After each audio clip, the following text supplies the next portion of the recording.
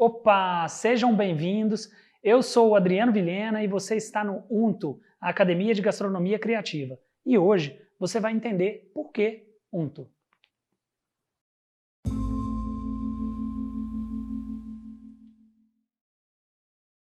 Então vamos lá.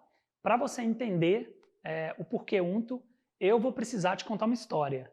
E contar história sempre é bom, porque aí você tem a possibilidade de ir dando significado, né? De acordo com essa história, e entender mesmo completamente o porquê das coisas. Depois dessa história e depois de eu te falar do porquê do UNTO, eu vou te falar de uma coisa muito importante, que é a importância do UNTO e o porquê de fazer o UNTO, qual a justificativa, por que a gente precisava desse lugar, desse canal, para conversar um pouco mais de gastronomia e de criatividade. Então vamos lá para a história. Na gastronomia, na cozinha, nós somos convidados muito para a realização de eventos, participar de congressos, feiras, festivais de cozinha, festivais de rua, e foi assim que tudo começou. Eu sou cozinheiro, professor de faculdade e recebemos um convite para participar de um grande festival que acontece no interior de Minas e atende o Brasil inteiro, um festival com um potencial internacional. E precisávamos, então, articular uma ideia para a realização de uma aula. Aula essa que seria uma aula demonstrativa da prática de cozinha. Então a gente precisava propor um prato para as pessoas degustarem, mas também articular a ideia desta proposição. Articulamos e eu convidei uma professora que trabalha comigo, a professora Carolina Figueira, que é historiadora e trabalha com educação alimentar e do gosto também, lá na faculdade que a gente trabalha, para estar junto comigo nesse momento. Foi então que tudo começou. Para a elaboração do prato, eu precisava acessar algumas questões de processo criativo que já acesso para a construção dos pratos nos restaurantes, nos eventos, nos lugares que eu trabalho. Mas essa história só do processo criativo, de entender o que a gente queria fazer e de só acessar o processo criativo, para mim estava pouco. Eu precisava de compreender mais outros lugares para a confecção desse prato e dessa aula fazer mais sentido para mim. E como eu convidei a professora Carolina, e ela é historiadora, eu falei, poxa, vamos entender mais na completude assim, do ingrediente, realmente o que a gente quer fazer.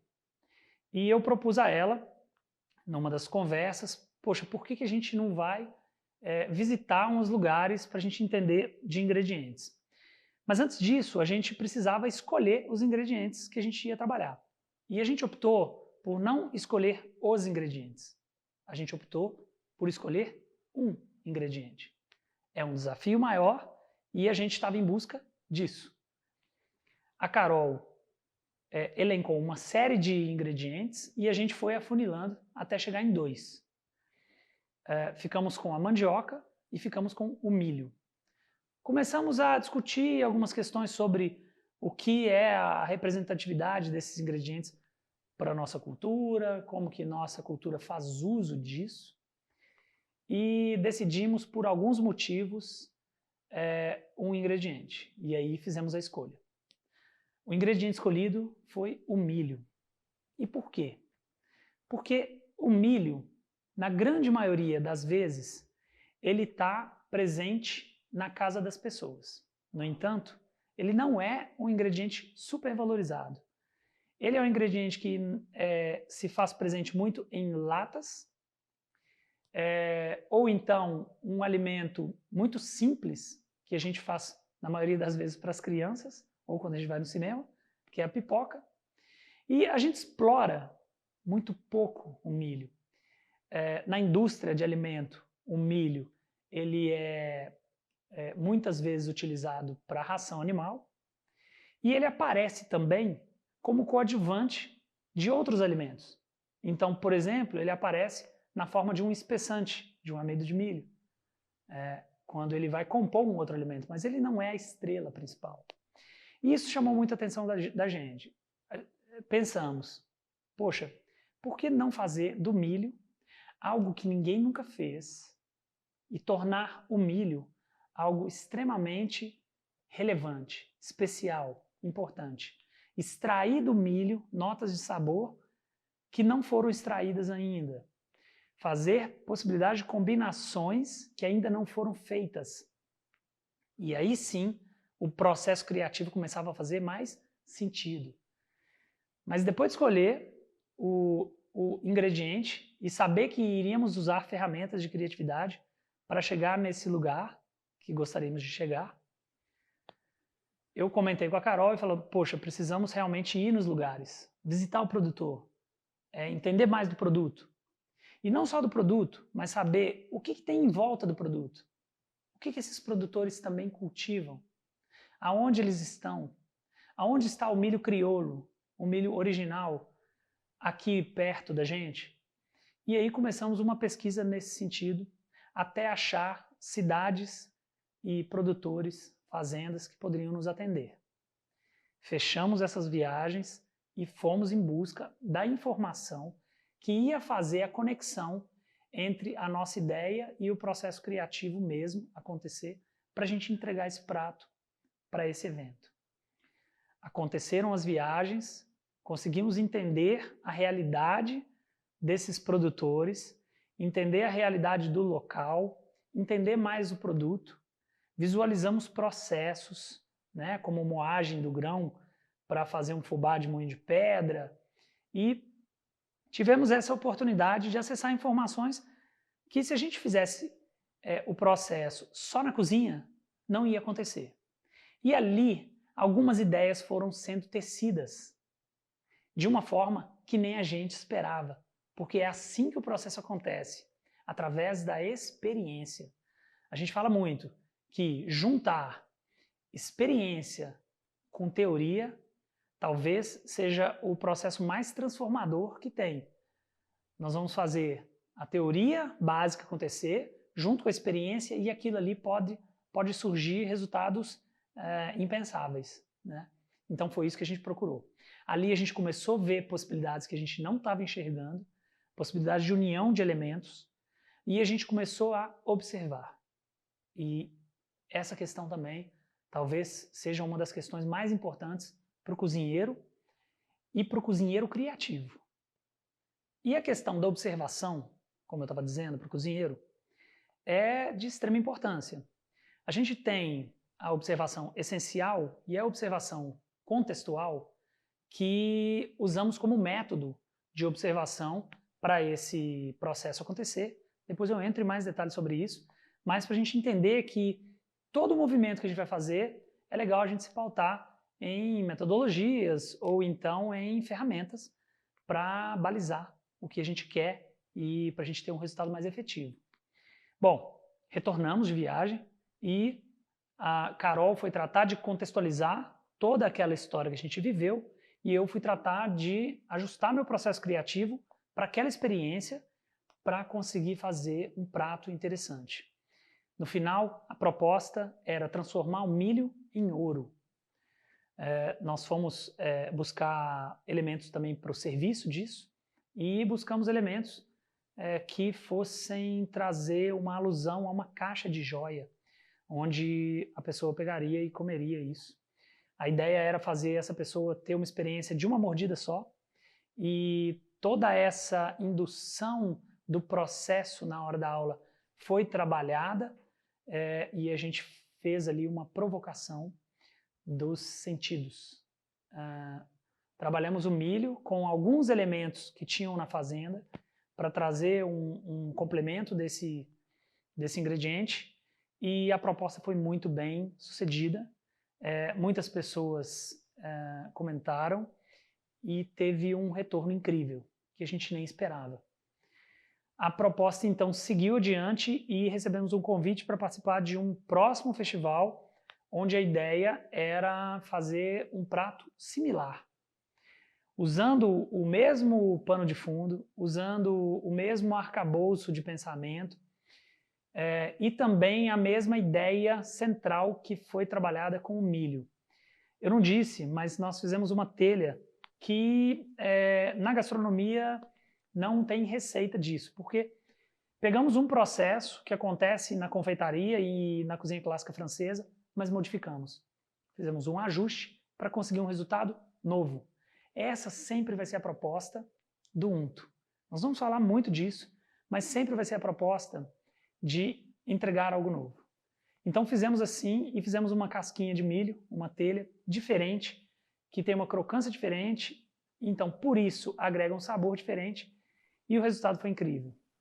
Para o segundo evento, a gente pensou em fazer uma linha muito parecida, no entanto, eu entrei em processo criativo novamente e nesse processo me veio uma ideia muito interessante.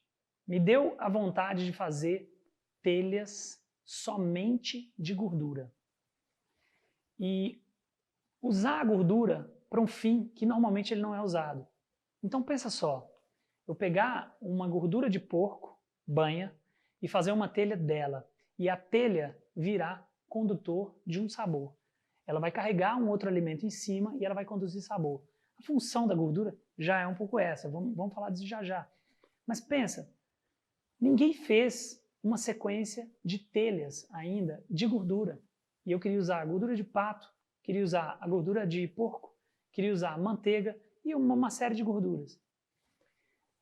Pensamos, e aí, pô, vamos por esse caminho? Vamos. Mas como que a gente vai chamar esse prato? Um belo dia, sentamos, eu e Carol, para organizar uns detalhes do evento e faltava pôr um nome para um prato como esse.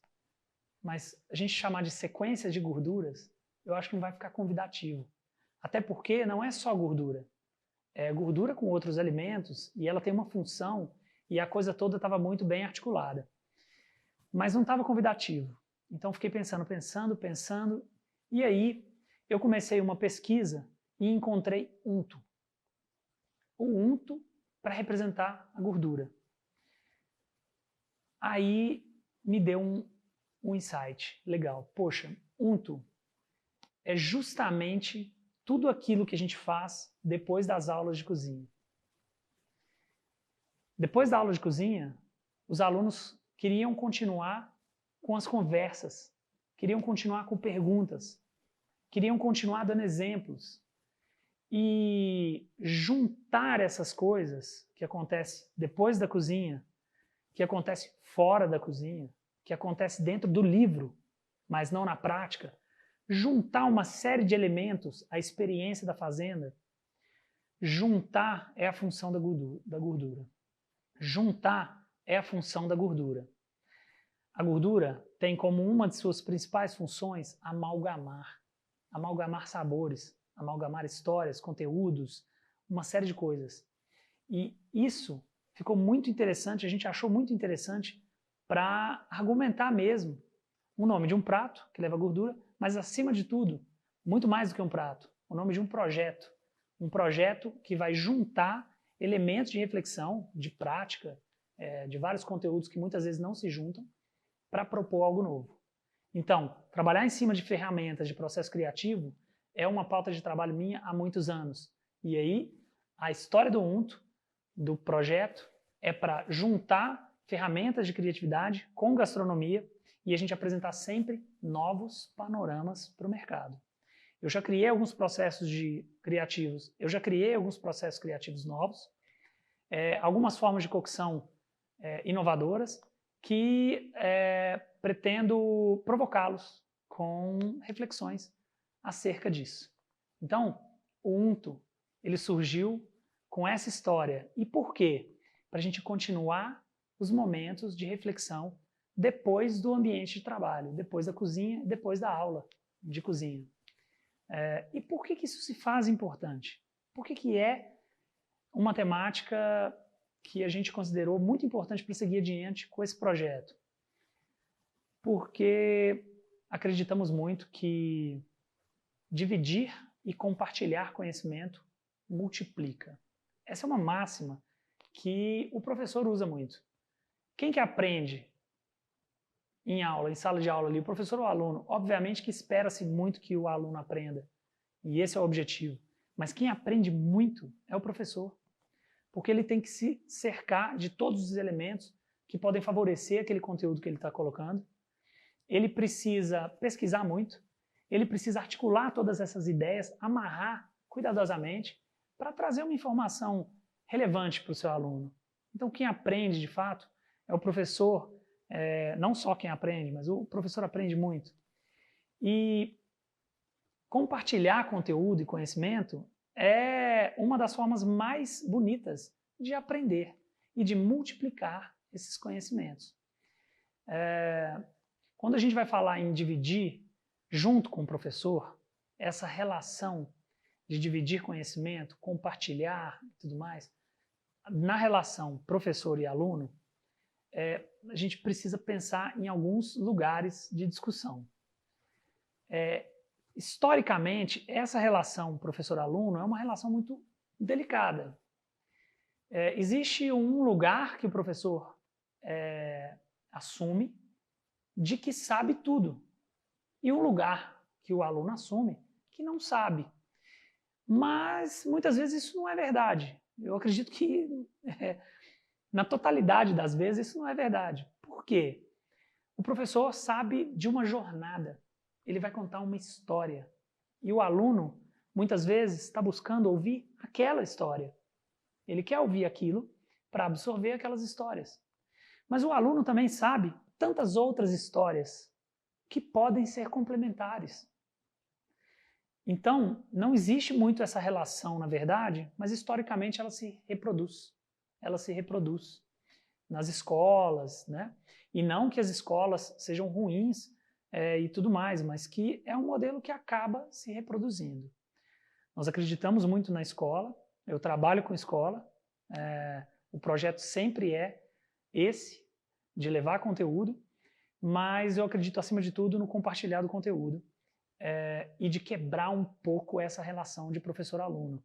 Claro que tem que ter respeito, é óbvio que tem que ter uma hierarquia, porque existem regras para as coisas funcionarem minimamente bem, mas quebrar um pouco dessa relação, da dureza disso, é importante.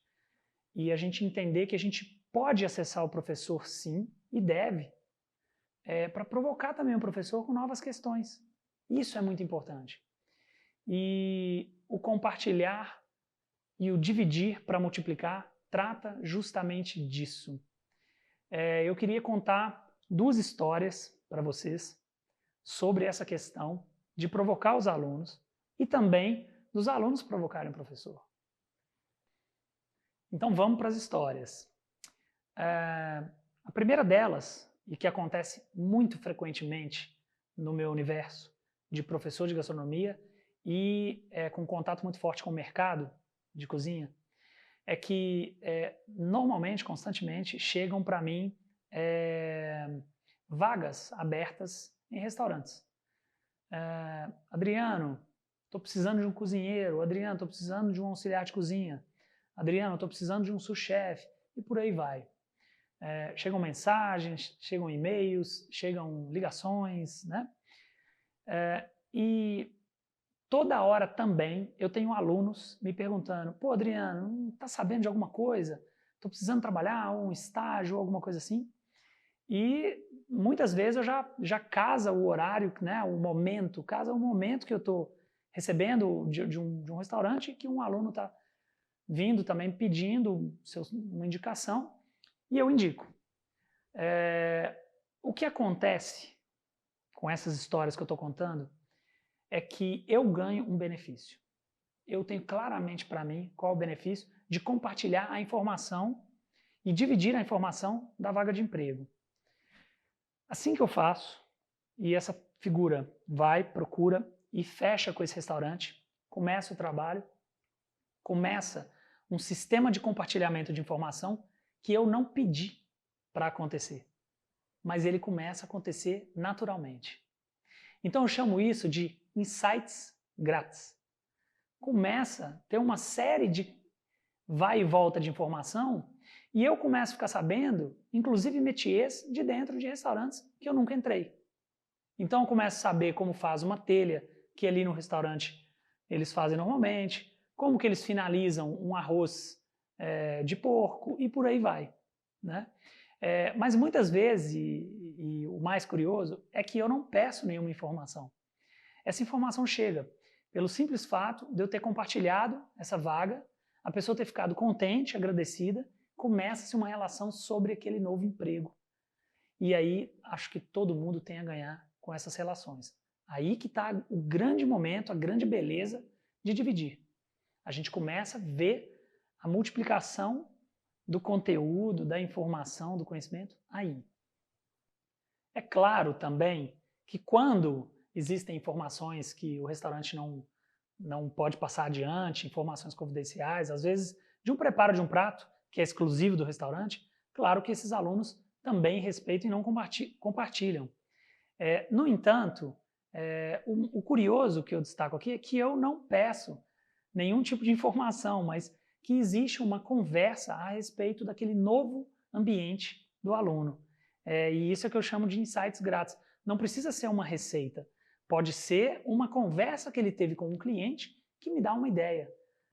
E a segunda história é o seguinte, certa vez, em sala de aula, eu questionei o sistema de avaliação institucional. Não que eu quisesse derrubar o sistema de avaliação, tal, não sei o quê. Mas eu queria mesmo causar uma reflexão dos alunos para ver se a gente conseguia uma outra forma de avaliar aquele semestre corrido que fosse mais coerente com o pensamento dos próprios alunos. Então eu pedi um esforço dos alunos para que refletissem sobre isso e me trouxesse, na próxima aula, um novo sistema de avaliação, baseado no que ele acreditava que era correto. Porque assim eu ia conseguir o máximo de informações possíveis para talvez elencar ou criar um novo sistema de avaliação que não era utilizado naquela ocasião.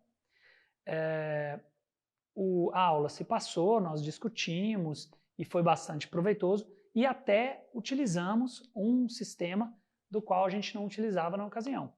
Mas o mais curioso é que a troca de informação daquela aula sobre sistemas de avaliação e dos porquês que eu não acreditava na avaliação convencional baseada em números de 0 a 100, era que